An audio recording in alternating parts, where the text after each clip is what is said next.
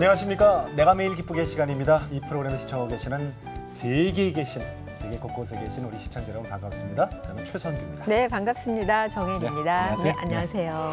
예수님은 우리를 찾아오시는데 그냥 오시는 것이 아니라 마국간으로 오셨어요. 마국간으로. 네. 쓰러져가는 초가집도 하나도 없었고요. 더럽고 추한 우리 마음 안으로 오시고, 그러니까 예수님은 우리가 어디가 있든지 다 쫓아오실 분이야. 빛으로 오시는 분이시잖아요. 그치? 그러니까 네. 우리가 아무리 어둡고 뭐 정말 외롭고 추한 곳에 있을지라도 빛으로 가셔서 우리를 구원해 주시는 분이 바로 그분이십니다. 네, 예. 맞습니다. 네네. 내가 매일 기쁘게 신앙 간증 프로그램이잖아요. 예수님 만난 많은 얘기들을 듣는데 오늘 모신 우리 목사님, 네. 선교사님이신데 나 좀 깜짝 놀랐어요. 정말 흔치 않은 진짜? 법당으로 찾아오신 예수님을 만나신 분이세요. 어떤 분인지 궁금하시죠? 네. 먼저 화면으로 소개하겠습니다. 한 손에는 복음을, 한 손에는 축구공을 들고 농아들을 섬기는 이민교 선교사. 카자흐스탄에서 농아들로 구성된 장애인 축구 국가대표 감독으로 선교를 하고 있다. 한때 원불교 교무를 꿈꾸며 한센병 환자들에게 부처를 전했던 이민교 선교사는 연부를 외우던 법당에서 뜨겁게 성령님을 만났다. 이제는 예수님의 사랑을 전하며 농아의 아버지로 거듭난 인생을 살고 있는 이민교 선교사. 사도행전 16장에 바울과 실라가 그가 풀어놓는 주님과의 아주 특별한 만남 이야기를 들어본다.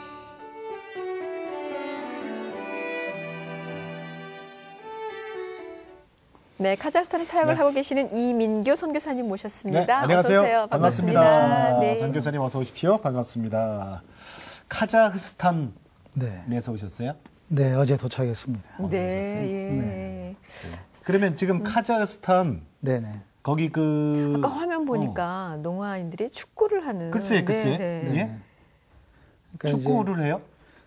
저는 축구를 선교의 도구로 쓰기 위해서 간 건 아닌데 예. 하다 보니까 이렇게 자연스럽게 축구를 통해서 이제 선교를 하게 됐습니다. 그래서 농아들은 말을 못하니까 예. 어떻게 보면 에너지가 많이 있죠. 그 자기 몸 안에. 그래서 그 에너지를 방출하게 해주는. 그래서 개인적으로 저는 축구는 치유 공동체 현장이지 않는가 이런 생각을 해봅니다. 그래서 열심히 본인들의 에너지를 발산한 후에 정말 영적으로 메시지를 전할 때 또 새로운 또 하나님의 그 계획하심이 있지 않았을까라는 생각을 하면서 축구를 통해서 지금 사역하고 네, 있습니다. 네. 근데 선교사님이 그냥 축구, 동네 축구하는 게 아니라 그러니까요. 이게 어느 정도냐면요. 카자흐스탄 체육부 장애인 체육회 국가대표 축구 감독. 네. 이야, 그러니까 한국 분이신데 국가대표. 카자흐스탄의 축구 감독이신 거예요. 네, 그렇습니다. 근데 이렇게 되기 힘들잖아요, 사실. 외국인한테 그 나라 장애인 체육회 국가대표 감독 맡기기가 이게 쉬운 게 아니잖아요. 네. 제가 이제 그 우즈베키스탄에서 처음 그 농아들을 훈련시켜서 예. 이렇게 아시안 게임을 나가게 됐습니다. 2000년도에. 대부분 사람들이 아시안 게임, 장애인 아시안 게임, 장애인 올림픽 했을 경우에 일반적으로 지체 장애인을 말하는 거 잘 모르시더라고요. 맞아요. 지체, 팰럼픽, 그렇죠. 척추 네네. 장애. 그러니까 뭐 휠체어 타고 농구한다거나 휠체어로 탁구, 휠체어로 달리기 이런 거 하는 거죠. 근데 농아들 또 시각장애인 따로따로 있습니다. 예. 그래서 농아들 아시안 게임이 이제 2000년도에 타이베이에서 있었죠. 대만이죠. 네. 그때 농아들을 제가 이렇게 훈련시켜서 처음으로 예. 이렇게 아시안 게임에 나가게 됐습니다. 그러니까 이제 우즈베키스탄 나라가 생긴 이래 어떤 면에서는 처음 나가게 됐지요. 그러니까 뭐 나라에서 인정해줘서 국가대표 감독에서 나간 게 아니고, 하여튼 우리끼리 했는데. 네, 저희들끼리 선수를 선발해서 또 그런 선교의 비전을 제가 받고, 예. 다른 나라 팀들은 다 호텔에서 먹고 잘 때 저희들은 그 운동장 라카롬이라고 옷 갈아입는 데 있습니다. 그래서 그곳에서 이렇게 컵라면, 뭐 스니커스라고는 초콜릿이 있습니다. 네, 그래서 네. 그런 거 먹으면서 또 이제 아침에 일찍 일어나서 운동장 7바퀴씩 돌고, 하여튼 복음 안에서 이제 한번 그때는 제 아내가 약국을 했었어요. 그래서 약국을 팔고 난 돈이 있어서 그 돈 가지고 돈 떨어질 때까지만 선교하자 뭐 이런 생각을 가지고 시작했던 선교였기 때문에 처음에. 네. 예, 예. 그래서 그 돈을 좀 아끼려고 저희들은 호텔에서도 안 자고 운동장에서 자면서 했는데 너무너무 이렇게 이겨갔었어요. 그래서 네. 3등을 했습니다. 저는. 네. 3등이요? 네, 아시안에서 그때 한국을 저희들이 이겼습니다. 아, 그랬어요. 네. 한국을 이겼어요? 네, 이제 그게 이거 좋아야 돼, 말아야 돼. 계기가 지나갔는데요, 돼서 뭐 어차피. 그게 계기가 돼서 예. 이렇게 국가로부터 인정받고 예. 지금까지 이렇게 쭉 10여 년 정도 중앙아시아 땅에서 농아들 데리고 축구 가르치고 어. 축구 감독으로 참 사역하고 있습니다. 귀한 사역이네요, 정말. 권사님께서 뭐 귀한 사역이라고 이렇게 공감해 주셨는데 뭐 다들 귀하죠. 뭐 저희들 사역뿐만 아니라 그러니까 농아인하고 처음에 이렇게 접하게 됐던 어떤 계기가 있으셨었어요? 저 지리산이라고 전라북도 남원 예. 산골짜기 이제 고아원 옆에 저희 집이 있었어요. 그래서 이제 어렸을 때 성장할 때부터 고아원 아이들을 보고 또 그때 같은 이제 그 초등학교 그 학교 같은 반 아이 중에 이제 다리가 이렇게 절단된 아이 또 이런 아이들을 보면서 네. 나는 왜 건강할까 이런 생각을 많이 하면서 지냈었어요. 네. 이제 이게 이제 사춘기를 지나면서 자연스럽게 저희 집안이 이제 그 원불교 집안이어서 불교에 대한 어떤 그 진리의 입장에서 보면 예. 장애인이 됐다고 하는 건 전생에 지은 죄 때문이다. 또 부모의 죄다. 뭐 여러 가지 그 자기의 업보다 과업을 받은 거다 이 땅에서. 그래서 이제 그런 맥락을 보면서 그럼 도대체 나는 왜 건강한 사람으로 태어났을까 이런 생각을 하다가 대학교 2학년 때 우연치 않게 길거리에서 그 말 못하고 듣지 못하는 아이들이 하는 수화를 보게 됐어요. 네. 그렇게 해서 이런 사람도 이 땅에 있구나. 그래서 첫 번째 제가 가졌던 마음은 그러면 나는 왜 말할 수 있는 사람일까? 나는 왜 들릴 수 있는 귀가 있지? 라고 하는 이제 물음을 갖고 그래서 수화를 배우기 시작했습니다. 그래서 수화를 배워서 원광대학교를 다니면서 이제 그 수화 서클을 만들어서 네. 손짓사랑이라는 그런 이제 수화를 가르치는 일을 제가 먼저 수화를 배웠고 전라북도 농아복지협회에서 그리고 또 대학생들에게 수화를 가르친 일을 어떤 면에서는 이제 처음으로 제가 그 일을 학교에서 하게 됐습니다. 원불교 대학에서 네, 제가 이제 처음 학교 캠퍼스에 수화를 이제 수화 교실을 개강하겠다 그렇게 해서 첫 해에 모였던 학생들이 한 400명 됐죠. 그래서 그런 400명 아이들을 데리고 그때 이제 제 생각은 육체에 감사하자. 건강한 우리들의 육체. 그래서 다리 없는 아이들을 생각해서 익산에서부터 지금은 이제 옛날에 일이었는데요. 익산. 네, 익산에서부터 군산까지 예. 우리가 잠도 안 자보고 한번 걸어가 보자. 그리고 다시 또 걸어서 다시 학교까지 오고. 그렇게 해서 몸으로 우리가 달이 있다고 하는 것을 우리가 한번 느끼고 육체를 통해서 우리의 감사를 한번 실제적으로 경험해보자. 네. 그래서 시각장애인을 생각하면서는 눈을 가리고 우리가 한번 살아보자. 그렇게 해서 그런 여러 가지 또 뭐 일주일에 한 번 우리가 말 못하는 사람들을 생각해서 우리 말을 하지 않고 한번 살아보자. 예수 안 믿었을 때죠. 보니까요, 400명. 그 소록도를 고등학교 때 다녀오셨었어요? 네. 그때도 거기까지 그러면 왜 가셨던 거예요? 소록도는? 이제 고등학교 시험 보고 예. 이제 제 누나가 사람이 태어나서 꼭 두 군데를 가봐야 될 때가 있는데 그 중에 한 곳이 소록도다. 그래서 또 한 군데는 이제 그 화장터 사람이 죽고 나면 어떻게 변하는가 한 줌의 흙으로 변하는 것들을 봐야 된다. 뭐 이렇게 해서 누나의 제안을 받고 제가 소록도를 가게 됐죠. 가서 뭐 하셨어요? 소록도를 처음 가서 예. 한센병 그 환자들, 그 할아버지 할머니들을 보면서 첫째는 제가 건강하다는 것에 대해서 굉장히 큰 충격을 받았습니다. 그래서 이제 부처님의 그 삼난 법문이 있어요. 부처가 이 땅에 자신이 부처인데도 불구하고 세 가지 어렵다라고 하는 것이 있는데 그 중에 하나가 건강한 사람으로 태어난 것이 어렵다 이렇게 이제 법문을 하지요. 그래서 부처가 어렵다고 하는 사람으로 태어난 것이 어렵고 건강한 사람으로 태어난 것도 어렵지만 또 부처를 만난 것이 어렵다. 그래서 저는 이 세 가지를 다 했기 때문에 더 이상 어려울 게 없다라는 나름대로의 어떤 깨달음이 있어서 네. 나병 환자가 되고 싶어가지고 그 속에서 같이 지냈던 그런 시간들이 있었습니다. 그 특이하죠? 젊은 청년이었는데, 특이했죠? 아주 일반적이지는 않으셨던 것 같아요. 이제 그러면서 그쪽에서 얘기하는 뭐 인과응보다 이런 것 때문에 더 많이 더 낮은 곳에, 더 힘든 곳에 가보려고도 많이 하셨던 것 같아요. 그러니까 이제 불교나 뭐 원불교나 이렇게 한마디로 표현한다면 고행이라고 하죠. 괴로울 꽃자를 써서. 고행. 삶 자체가 괴로운 거다. 그런데 저는 예수 믿고 난 이후에 저는 기쁠 희자를 써서 예수 믿는 자의 삶은 희행이다. 이렇게 이제 한마디로 정리한다면 어떻게 주님을 만나셨어요? 사람마다 또 예수님 만나는 이제 과정이 다 다르잖아요. 네. 다르고 만나주시는 것이 달라요.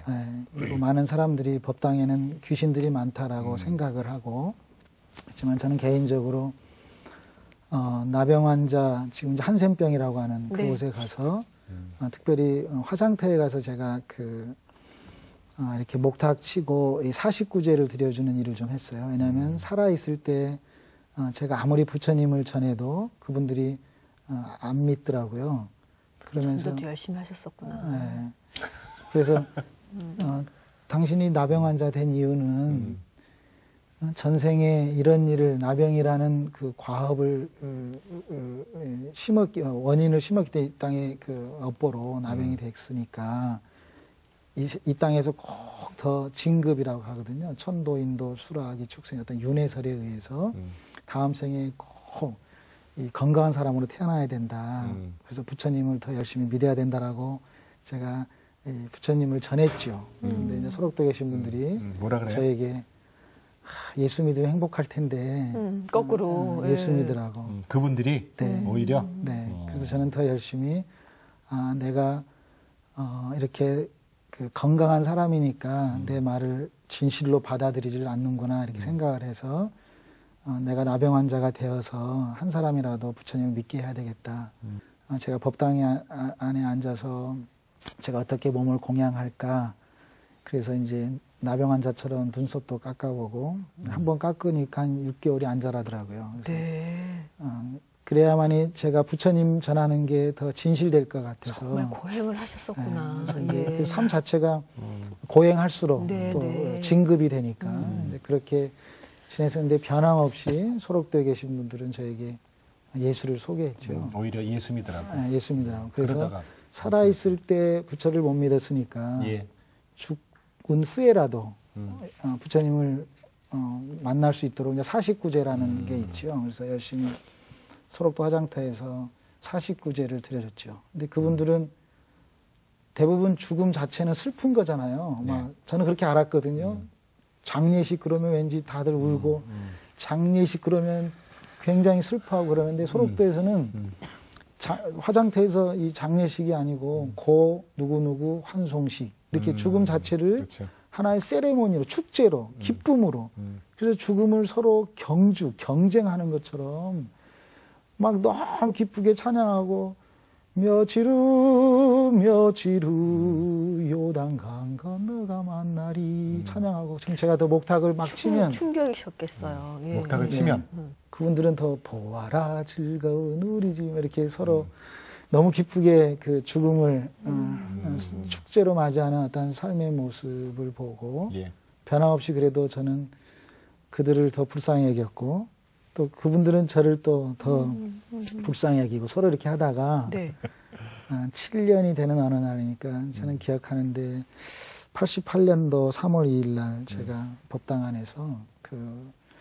이렇게 좌선하고 연불하는 그 시간에 무의식 속에 들었던 찬송가 가사가 제 혀를 사로잡아서 제가 연불해야 될 그 제 혀에서 갑자기 입에서 막 며칠 후 이렇게 찬송가 가사를 이렇게 반복하면서 지금 생각하면 법당 안에서 한 1시간 넘게 아마 제가 그냥 어떤 미친 사람처럼 이렇게 성령 체험을 했었죠. 그래서 그 후에 개인적으로 하나님 이렇게도 역사하시는구나. 내가 예수 믿었다라고 고백하지 않고 하나님이 나를 예수 믿게 했다 이렇게 고백할 수밖에 없었던 이제 그런 과정들이 많이 있었죠. 그러면은 그 과정을 사모님이 보셨을 거 아니에요. 그렇죠. 그죠? 갈등이 많았었죠. 저는 이제 원불교로 데려가고 그 와이프는 중학교 때 처음으로 교회를 갔었다고 해요. 이제 그런 과정에서 서로 성령에 대해서는 잘 몰랐고 저도 제 자신이 그게 성령의 역사인지는 당연히 모르셨겠죠. 그렇지만 제 삶이 바뀐 거에 대해서는 제 와이프는 저를 예수 믿기 전부터 이렇게 보았었고 또 워낙 종교심으로 제가 어떻게 보면 인간의 휴머니즘인데 지금 생각하면 예수 믿고 나서 예수님의 적그리스도가 인간의 휴머니즘이지 않을까. 예수를 뒤로 놓고 자기의 의로 사람들을 의롭게 하고 도와주는 것조차도 예수님과 적이 되는 것. 지금은 그렇게 알고 있지만 그 전에는 예수를 몰랐을 때는 정말 제 아내와 함께 또 많은 수아 배우는 장애인들을 돌보려고 하는 어떤 휴머니즘이 강했었죠. 그러니까 뭐 어떤 성령의 역사 이런 것들은 서로 그 당시에는 논할 수 있는 어떤 대화의 그 주제도 아니었었고요. 어떻게 보면 하나님께서 저 같은 사람이 성경책에 있었다라는 생각을 갖게 되는 계기가 하나 있어요. 그러니까 질문하지는 않으셨지만 사도행전의 16장에 바울과 실라가 갑자기 감옥에 잡혀서 그들이 감사하고 찬양하고 기도하고 이런 것들을 무의식 속에서 간수가 들었죠. 그러니까 그 간수가 바로 저라는 걸 제가 알게 됐어요. 저도 소록도 화장터에서 무의식 속에 그들의 찬양을 들었었고 그러다가 간수도 바울이 기도하면서 하나님 감옥문이 열리게 해주십시오 이렇게 기도하지 않았던 것을 들었죠. 알죠. 왜냐하면 감옥문이 열렸는데도 안 나갔으니까. 그러면 그가 정말 하나님 앞에 감사하고 찬양하고 기도했던 것을 또 간수 보고 너 들으라 이렇게 했던 것도 아닐 텐데 간수는 정말 모든 전 인류의 또 인간들의 마지막 질문이라고 할 수 있는 나도 어떻게 하면 구원을 받을 수 있습니까? 라고 질문했던 것처럼 그 간수가 바로 저였지 않았나 이런 생각을 합니다. 그럼 어쨌거나 그렇지만 전혀 몰랐던 상황이고 모르기 때문에 주님을 이렇게 영접하기가 참 쉽진 않으셨을 것 같아요. 네, 지금도 이제 7남매 중에 제가 막내인데요. 지금도 형님 2분, 또 누나 4분, 뭐 다 원불교 계시고. 아직도? 네, 아직도? 또 누님 중에 또 이렇게, 그러니까 흰저고리 검정치마 입고, 이렇게 정녀로 계시고. 이제 그런데. 그럼 그 호접하겠네요, 집에서? 뭐 어려움이 있지만, 저는 예수 믿고, 정말 그 기쁘게 사는 게 뭘까. 또, 나병 환자들이 저를 예수로 전염시켰다 이렇게 표현을 저는 하고 있는데요.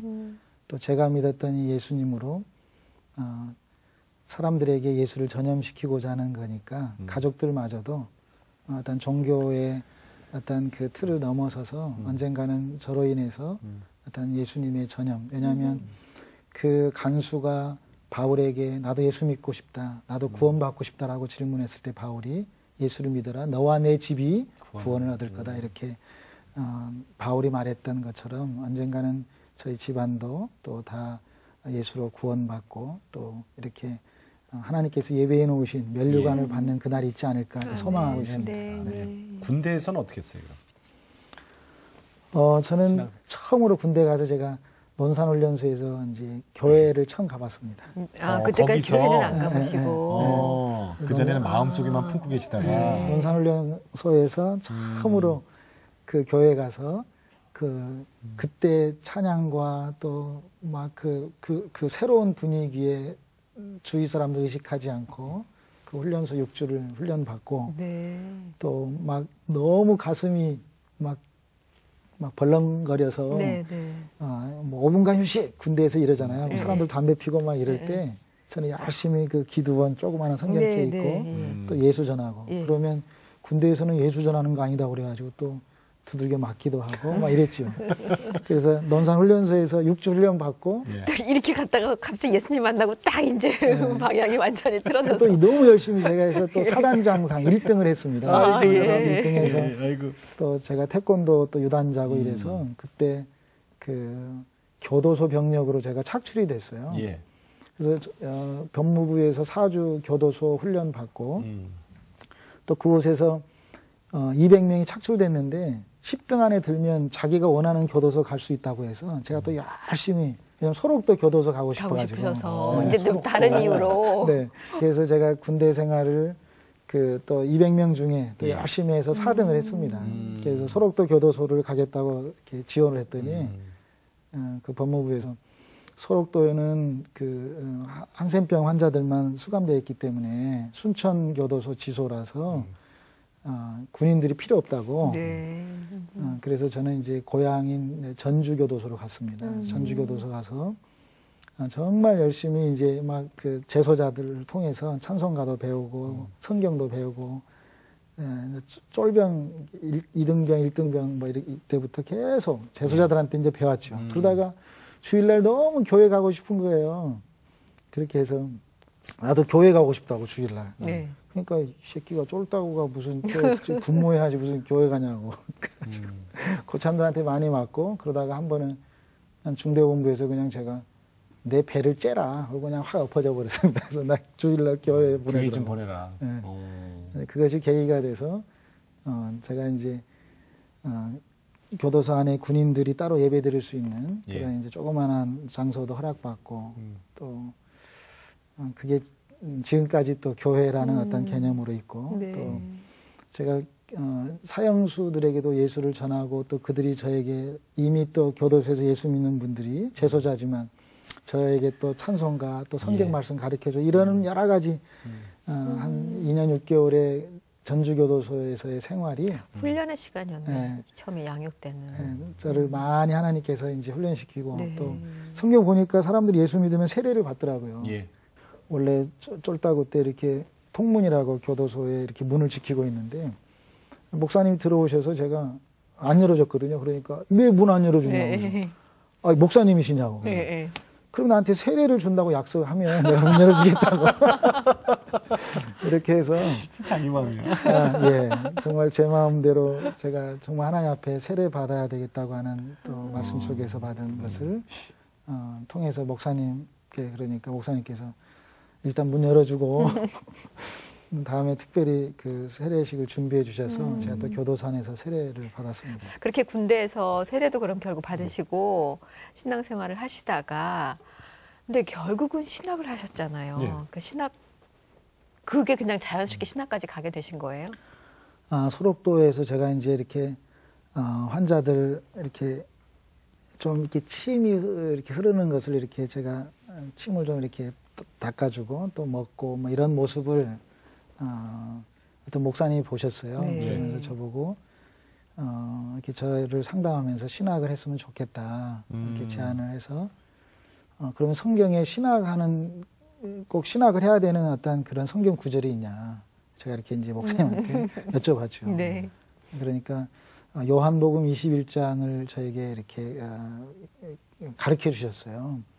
그래서 부활하신 예수님께서 베드로와 3번의 질문과 답을 통해서 예수님을 사랑한다고 고백했던 베드로에게 목자의 사명, 양을 쳐라, 양을 먹여라 이런 그 목자의 어떤 사명을 주신 말씀을 이렇게 저에게 가르쳐 주셨는데 저는 요한복음 21장이 저에게 크게 와 닿았어요. 그래서 결국은 요한복음 21장 말씀으로 제가 신학을 해야 되겠다.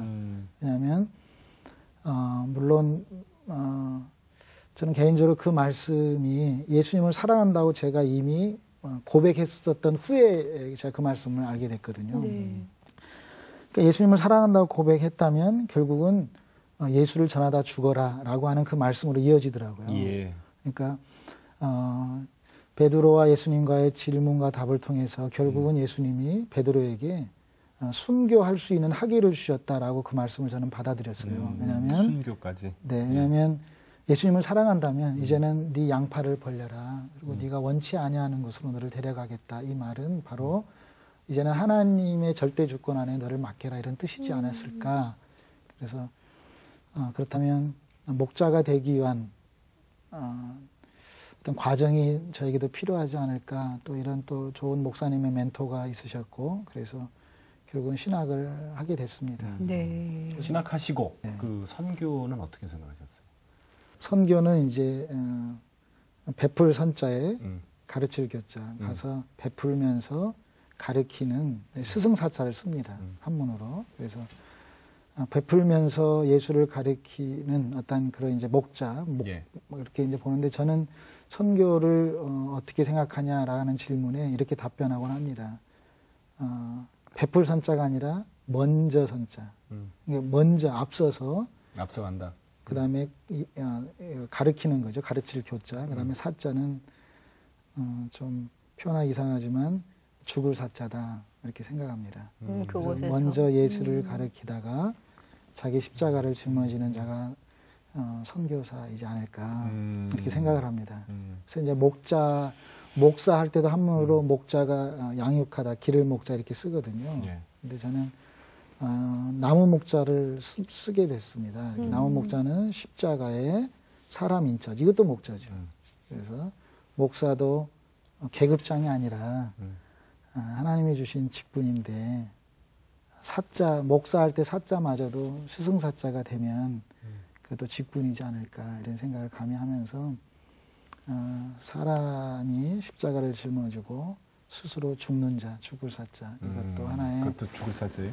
목사하지 않을까 이런 해석의 차이지만 저는 그렇게 생각을 합니다. 그래서 네. 계급장이 없다는 게 아니라 뭐 정규군도 필요하지만 또 우리가 그 특공대도 필요하잖아요. 계급장이 없는 사람들. 예. 계급장은 있지만 뭐 암행의사처럼 정말 필요할 때 그렇게 하나님 앞에 쓰임 받고 싶은 뭐 그런 작은 소망으로 제가 그렇게 목사 또 선교사를 해석합니다. 그럼 처음에 그 선교는 어떤 계기가 있어서 가시게 되셨어요? 저는 이제 처음 그 대전 침례신학교 MDB를 공부하면서 그 당시에는 그 소련이 무너지면 주님이 곧 오신다. 어떤 물론 세대주의적 종말론적일 수도 있지만 예. 소련이 무너졌어요 결국은. 그랬는데 너무 제가 예수 믿은 지 얼마 안 됐는데 말 그대로 종말이 와서 주님이 곧 오신다면 저는 했던 일 하나님 앞에 가서 제가 뭘 했습니다라고 말할 수 있는 게 없겠더라고요. 그래서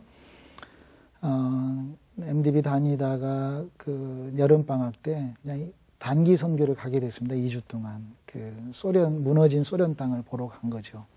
근데 2주를 단기 선교 갔다가 모스크바 그 아르바끌이라고 있습니다. 그래서 모스크바에 갔는데 길거리에서 외모가 저하고 비슷한, 그러니까 지금 생각하면 이제 까레이스키라고 합니다. 고려인. 네. 예. 그 고려인을 처음 만나게 됐습니다. 그래서 그 아이가 또 결핵으로 또 많이 힘들어하고 있는 걸 보면서 2주일 정도 단기 선교 갔다가 저 말도 안 되는데 한 6개월을 거기에 있었습니다. 그래서 이제 그게 아무튼 계기가 돼서 네. 제가 그 형제를 그 이름을 이제 볼라지미르 김인데 이름도 제가 민교니까 교자 돌림으로 순교 이렇게 이름을 지어줬죠. 순교로. 네, 그래서 너도 예수를 전하다 죽어라 그런 이름으로 지어주고 6개월 정도 제가 한국말로 이렇게 하나님 말씀도 가르치고 또 태권도도 가르쳐주고 또 결핵은 또 잘 먹으면 낫거든요. 그래서 이제 잘 먹이고 뭐 이렇게 하다가 그 아이의 고향이 우즈베키스탄이었어요. 타슈켄트. 그래서 6개월 후에 이제 서로 헤어지면서 저는 한국에 돌아왔고 이제 그 후에 다시 한번 하나님 앞에 이제 무릎 꿇고 제가 앞으로 어떻게 해야 됩니까? 이제 그러고 한국에서 3년 정도 이제 전도사 생활을 했습니다. 그래서 네. 하면서 마지막 신학하고 목사 안수 받고 전도사였던 교회에서 이 교회에서 부목사 해야 된다. 그리고 목사님하고 많이 싸웠죠. 지금 주님이 언제 오실지 모르는데 빨리 선교 가야죠. 근데 목사님께서는 선교사는 한국에서 목회해본 사람이 가야 된다고. 근데 지금 생각하면 그 말씀이 너무 지당하신 오르신 말씀인데. 목회도 안 해보고 어디 가냐 이거죠? 네. 근데 지금 생각하면 참 제가 모시고 있었던 목사님 말씀이 참 오르신 말씀인데 제가 그때는 목사님한테 막 화를 내면서까지 저는 그렇게 급한 마음이었던 것 같아요. 네, 네. 빨리 장애인들 좀 한 사람이라도 더 더 구원하게. 예수 믿게 하고 싶고 또 우리가 돈 떨어지고 나면 그래서 제 와이프를 잘 꼬셨죠. 우리 약국 팔아서 돈 떨어질 때까지만 선교하고 오자 이렇게 해가지고 그러니까 약국 팔고 가신 거죠? 예, 약국 팔고 갔습니다. 가족들이 다? 네. 하나님이 돈이 안 떨어지시잖아요. 네. 여전히 그곳에서 사역을 하고 계시잖아요. 근데 우즈베키스탄을 처음 가셨다가 왜 카자흐스탄으로 옮기셨어요? 네, 제가 추방을 당했어요. 추방? 네, 그래서 이제 뭘 잘못하셨어요? 네, 그냥 축구만 가르쳤으면 됐는데 예. 아이들에게 이제 예수를 간증하면 이제 법적으로 문제가 없는데 제가 교회 사역을 또 했어요. 네. 그래서 이제 그건 안 되나요? 네, 우즈베키스탄에서? 법적으로는 안 되죠. 음. 그래서 이제 등록된 교회가 아니었기 때문에 예. 9.11 테러 이후에 처음으로 그러니까 미국 선교사들 15명, 한국 선교사님들 5명에서 20명이 한꺼번에 추방을 당했습니다. 그래서 그때 추방을 당했는데 추방 당하고 나서 제가 선교를 계속 해야 되나 아마 바울도 이런 마음이었지 않았을까. 하나님이 본인은 아시아 쪽으로 가려고 그랬는데 예. 이 마게도냐 환상을 통해서 또 빌립보 유럽 쪽으로 가서 이렇게 정말 성령에 의지해서 이렇게 선교하다가 감옥에 잡혔던 이제 바울의 어떤 그런 그 선교 여행을 묵상하면서 저도 뭐 제가 선교하고 싶은 거 아니었는데 뭐 이런 이제 생각을 그렇죠. 하게 되어 이끌려 오신 거죠. 했지요. 그러다가 추방당한 이후에 더 이상 이제 돈도 떨어지고 다시 이제 선교하지 말자 이렇게 해서 한국에 와서 있었죠. 그런데 한 2-3시만 되면 새벽에 막 잠을 못 자게 호흡 알러지로 제가 굉장히 건강하거든요. 예. 근데 그냥 이렇게 숨을 못 쉬게 하는 거예요. 그래서 거의 한 달 정도를. 그래서 제가 기브업 하나님 다시 선교하겠습니다. 이렇게 하고 제가 이제 손을 들었는데 다시 이제 선교할 수 있도록 또 길을 주셨는데 저에게는 패러다임을 완전히 바꿔주셨어요. 그래서 이제는 교회 사역의 선교가 아니라 예. 이제는 비즈니스의 새로운 패러다임의 사역을 해라 이런 말씀을 사역. 주셨어요. 예. 그래서 제가 뭐 목사질만 했기 때문에 한 번도 비즈니스 해본 일이 없는데 하나님 저에게 주신 마음이 뭐냐면 이슬람은 세계의 어떤 서클이 돌고 있다. 예. 이슬람은 예를 들어서 실제적으로 이슬람은 종교라고 말하지 않고 umma 공동체라고 하거든요. 그러니까 세계의 서클이 뭐냐면 하나는 이제 가정과 모스크, 교회와라고 하죠. 모스크와 일터가 시장이 같이 돌아갑니다. 이렇게 세계가. 그래서 모스크가 있으면 일터가 있습니다. 그래서 함께 공동체 사역을 하기 때문에 이슬람은 umma라고 합니다. 네. 근데 저는 잘했다 잘못했다를 떠나서 계신 어떤 선교사로서 이슬람 땅에 가서 여기는 3개가 돌고 있는데 저는 2개만 돌렸다는 걸 알게 됐어요. 저는 어떤 예수 믿게 하고 교회가 돌보고 교회를 세워서 그러니까 여기는 가정과 모스크와 일터가 3개가 돌아가는데 저는 2개만 돌린 거예요. 가정과 교회. 일터가 빠졌다는 걸 이제 알아차리게 되어지면서 카자흐스탄에 가서 제가 어떻게 하면 그럼 일터를 돌릴까 예. 그렇게 해서 처음 시작했던 게 콩나물 장사를 하게 됐습니다. 그래서 콩나물 장사요? 네, 그래서 이제 제가 한국에서 네. 이 콩나물에 대해서 이제 기술을 좀 배워서 무공해로 키우는 그러니까 꼬불꼬불하게 콩나물을 키워내는 걸 제가 따로 배웠습니다. 그래서 예. 소자본을 투자한 비즈니스가 뭘까 이렇게 생각하다가 콩나물을 이제 하나님이 저에게 허락해 주셨다고 저는 생각을 해요. 자본이 처음에는 안 들었거든요. 그래서 네. 우리 비록 농아들이 듣지 못하지만 콩나물은 농아들이 키운 콩나물은 음악을 듣고 춤을 춘다 이렇게 생각을 하면서 정성껏 콩나물에게 투자를 했습니다. 음악도 들려주고 사랑도 해주고 그래서 저희들이 키운 콩나물은 상표를 어떻게 했냐면 예. 춤추는 콩나물 이렇게 했습니다. 그래서 꼬불꼬불 그렇게 해서 이제 콩나물을 키워내서 예. 저는 콩나물 키워내고 뭐 콩나물이 있으면 장사가 다 잘 될 줄 알았어요. 콩나물 써야 되잖아요. 그 콩나물만 있으면 근데 이게 어떡해요. 안 되더라고요. 예. 만들면 뭐 다 팔지나요? 뭐. 네, 그래서 제가 야 이게 콩나물을 이제 파는 게 문제더라고요. 그래서 겨울에 11월 달에 콩나물 시작했었는데요. 카자흐스탄 좀 춥거든요. 그래서 이제 이렇게 또 사람들이 선교사라고 생각하면 또 그냥 쉽게 이렇게 콩나물 사줄 것 같아가지고 그냥 빵모자 탁 뒤집어 쓰고 콩나물 팔러 다녔어요. 가게에 들려서 또 식당에 들려서 아저씨 우리 콩나물 좀 팔아주세요. 이렇게 이제 다녔죠. 근데 잘 안 팔아주더라고요. 이렇게 샘플로 제가 막 줬거든요. 그랬는데 그 다음날 먹고 나면 어때요? 좀 팔아주세요. 이렇게 말하면 아무튼 되게 안 팔리셨나 보다. 네, 그러니까 그때 같이 되게 힘드셨나 보다. 같이 다닌 농아가 네. 저한테 목사님 우리 콩나물 장사 그만해요. 막 이러더라고요. 이제 이렇게 좀 문전박대라고 할까요? 그래서 왜 우리 걸 안 팔아주시냐고 이렇게 물어보면 막 묻혀가지고 지금 바로 먹으면 맛있는데 손님들이 안 오셔서 혹시 아침에 묻혀놨다가 저녁에 먹으면 질겨서 안 팔린다고. 이게 아마 처음에는 몰랐는데 이제 나중에 그것도 어떤 무슨 분이 노하우가 저에게 있나 보죠? 두껍게 콩나물을 키워가지고 오면 팔아준다고 했어요. 근데 그게 쉽게 말해서 촉진제를 좀 쓰면 콩나물이 두꺼워진 거예요. 그러면 건강에는 안 좋죠. 또 약품 섞고 아이들이 이렇게 비대해지잖아요. 네. 나중에서 그걸 알고 야 그렇구나. 저희들이 키운 거 물만 주니까 그냥 계속 물만 주지요. 1시간만. 그러면 모양도 없어요. 네, 그리고 아주 가난하죠. 생전 세상에 그 선교사님이 콩나물 장사까지 콩나물을 팔고 있을 것까지 생각을 못 하셨던 모습이지만 그나마 또 잘 안 된 거죠. 네. 망했어요, 그래서? 그래서 이제 가게나 뭐 식당은 안 되지만 그냥 한국 분들이나 또 대사관이나 교육원 한국 분들이 계신 분들에게 이렇게 이제 조금씩 팔고 있습니다. 그리고 지금도요? 네, 지금도 하고 있죠. 네. 콩나물만 하세요? 아니 지금은 이제 또 하나님 앞에 콩나물 다음에 또 기도하는데 예.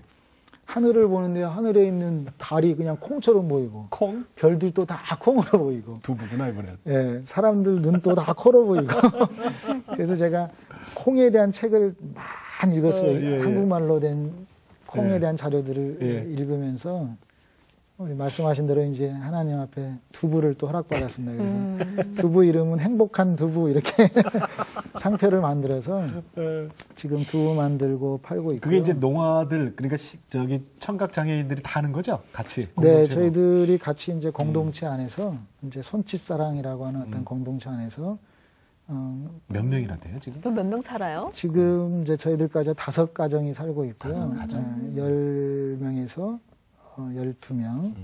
그리고 그분들 다 청각 장애인이죠. 네, 그리고 이제 시합이 있으면 이제 그 선수들이 와서 또 합수가면 30명, 40명 이렇게 됩니다. 축구 시합 있을 때. 네, 저희들 센터 안에서 이제 같이 컨테이너 놓고 이제 가금물로 이렇게 비록 컨테이너지만 그래도 말은 인터 컨테이너 호텔 이렇게 말합니다. 인터 컨테이너 호텔. 비슷하잖아요. 뭐 컨테이너 호텔이나 컨테이너 집이나 뭐. 거기는 뭐예요? 그러니까 교회도 하고. 네, 교회. 교회라는 개념은 아니고요. 그냥 공동체니까 콩나물하고 또 두부 키우고 천냥하우스라고 이제 한국에서 1,000원짜리 물건 떼다가 하고 그건 망했어요. 아무튼 망했고. 그다음에 이제 그 뻥튀기 지금 뻥튀기 장사하고 네? 있습니다. 뻥튀기 뭐예요?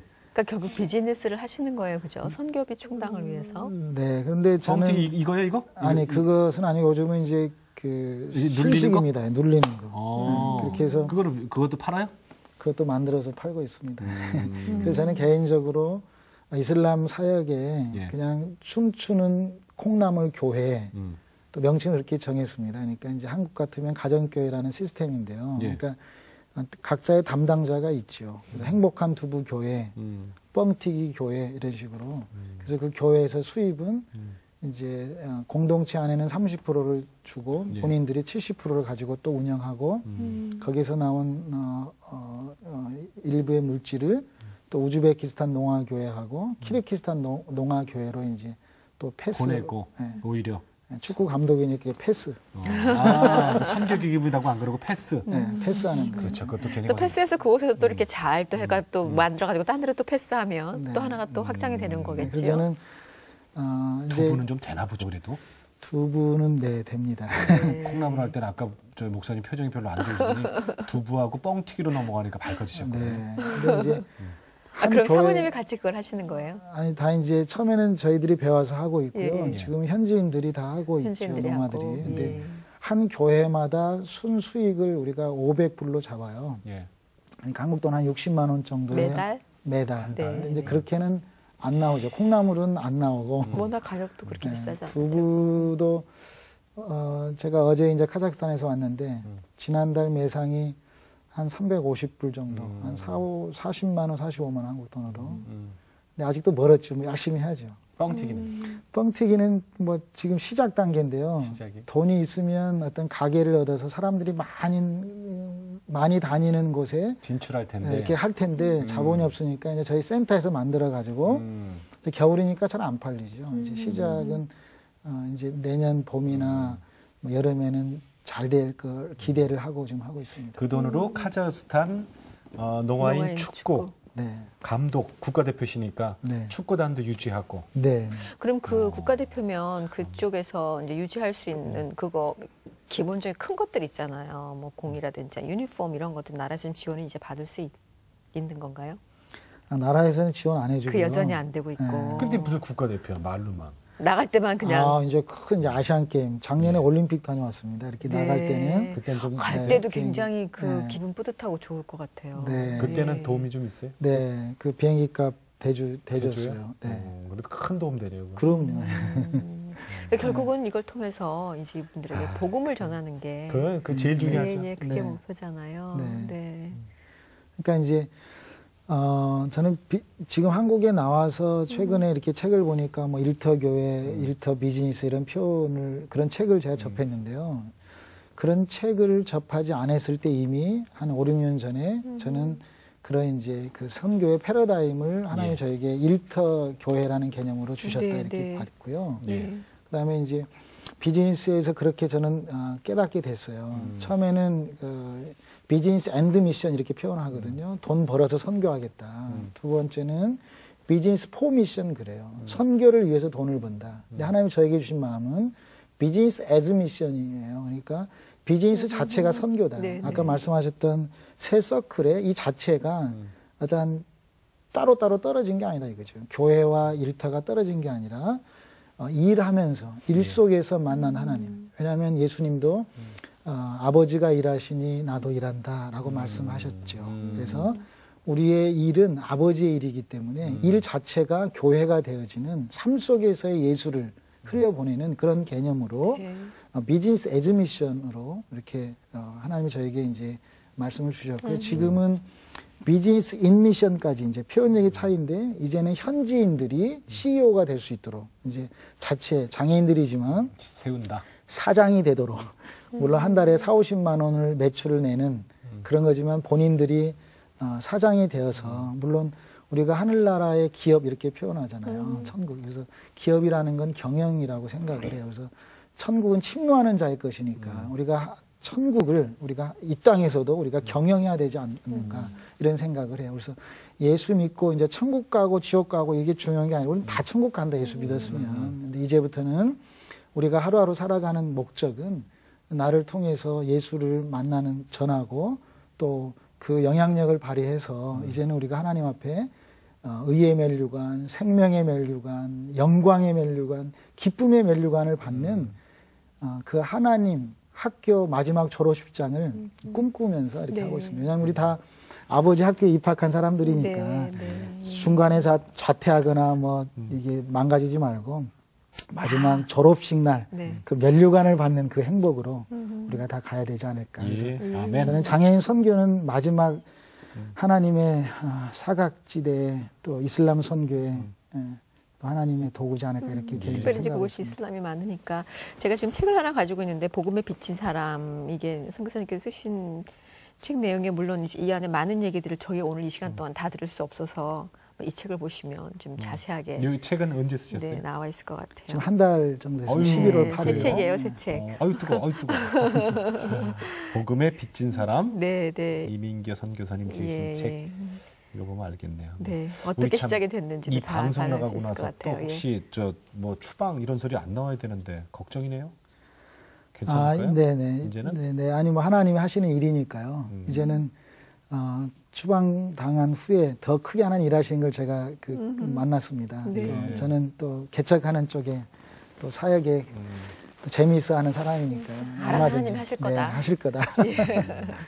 물론 조심해야 되고요. 네, 네. 물론, 뭐, 하나님의 사역을 한다는 조그마한 흉내만 내고 있지만 아직도 움직일 때마다 뭐 똥냄새 날 수도 있고 뭐 이렇게 부족하지만 그래도 제가 마지막 기도하는 것이 있다면 하나님 저를 써주십시오.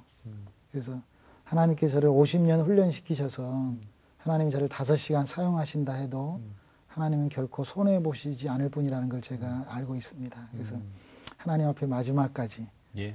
쓰임받고 싶은 것이 저의 소원이고 기도 제목입니다. 예, 예, 감사합니다. 다른 더 저희가 기도해야 할 기도 제목은 고맙습니다. 없나요? 그거 기도하면 되나요? 네. 책 많이 팔려서 네. 좀 필요한 것들 샀으면 좋겠어요. 네. 뭐가 제일 필요하세요 지금? 복음에 비친 사람. 뭐가 필요하냐고요? 네. 겨울에 춥거든요. 그래서 겨울에 네. 운동할 수 있는 뭐 장소도 좀 필요하고 또 무엇보다 축구팀들 뭐 타고 다닐 차도 하나 필요하고. 거기서 네. 현장에서 그렇군요. 네. 예, 고맙습니다. 정말 네. 너무나 놀라운 방법으로 하나님께서 찾아가서 그야말로 저희는 그냥 드리는 말인 줄 알았죠. 근데 진짜로 법당에 찾아오셔서 만나주신 주님의 이야기를 네. 저희 같이 나눠봤습니다. 카자흐스탄에서 섬기고 계시는 이민교 선교사님 네, 고맙습니다. 고맙습니다. 네, 감사합니다. 귀한 말씀 잘 네. 들었습니다. 감사합니다. 그래요. 우리 저 사도 바울 선생의 말씀처럼 우리 모두 복음에 빚진 자예요. 그럼요. 복음에 네. 빚진 자입니다. 네, 네. 네. 그 복음을 받은 우리들이 아직 전해 듣지 못한 사람들이 있다면 그분들한테 당연히 전해야 되겠지요. 그렇죠. 또 그분들이 또 받은 분이 또 더 전파할 수 있도록 힘을 보태는 것도 저희가 해야 할 일이 아닌가 싶습니다. 아휴, 누가 알았겠어요. 원불교 저 거기서 그냥 쉼취해서 부처님 전하고 다닐 때 그냥 성령님을 만나갖고 누가 지금 목사님 될지 누가 알았겠냐. 누가 알았겠냐. 예, 예. 우리 모두 이렇게 복 받은 사람이에요. 복음을 빚진 사람이에요. 복음의 빚을 갚읍시다. 자, 내가 매일 기쁘게 여러분 저 사연 기다리고 있고 여러분 방송도 함께 나눈 그 후기도 인터넷에 올려주시면 고맙겠습니다. 네, 저희는 다음 시간에 다시 오겠습니다. 네, 안녕히 계십시오.